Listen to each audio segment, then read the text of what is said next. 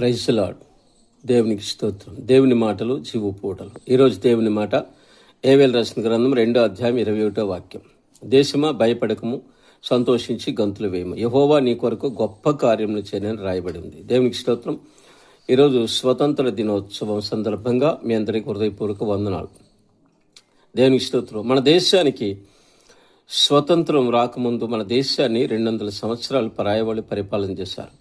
అనేక మందిని త్యాగ ఫలితమే ఈ స్వాతంత్రం. అనేక మంది తన ప్రాణాలను పోగొట్టుకున్నారు.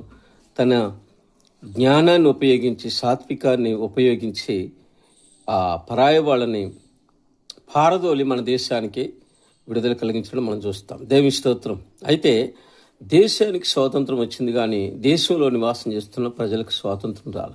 అది ఎట్లా అంటే గమనించండి, ఈ దేశంలో నివాసం చేస్తున్న వ్యక్తుల్లో అసూయ చావలేదు, ద్వేషం, మత్సరం, కక్ష, ఈర్ష్య చావలేదు, వ్యసనాలు పోలేదు, ఇంకా పేదరికం పోలేదు.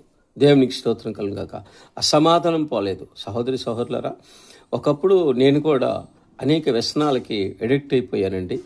కానీ నాకు ఇప్పుడు విడుదల వచ్చింది. అది ఎలా అంటే, ప్రభువైన యేసుక్రీస్తు రక్తం కిందకి నేను ఎప్పుడు వచ్చానో, నేను దేనికి బానిస అయిపోయానో ఆ యేసయ్య రక్తం ఆ బానిస బ్రతుకు నుంచి నన్ను విడుదల కలిగించింది. దేవునికి స్తోత్రం. ఇప్పుడు నేను ఆయన కుమారుడుగా బ్రతుకుతున్నాను. అనేకుల కోసం ప్రార్థన చేస్తాను, అనేకులు ప్రేమిస్తాను. క్రీస్తు ప్రేమ నాలో నివాసం చేస్తూ ఉంది. నేను అందరినీ ప్రేమిస్తాను, అందరి కొరకు ప్రార్థన చేస్తాను. నిస్వార్థం లేనివాడు యేసయ్య. మనందరం ఆ యేసయ్య మార్గంలో నడుస్తూ స్వతంత్రులమై సంతోషంగా మన జీవితాన్ని కొనసాగించుకుందాం గాక. ఆమేన్.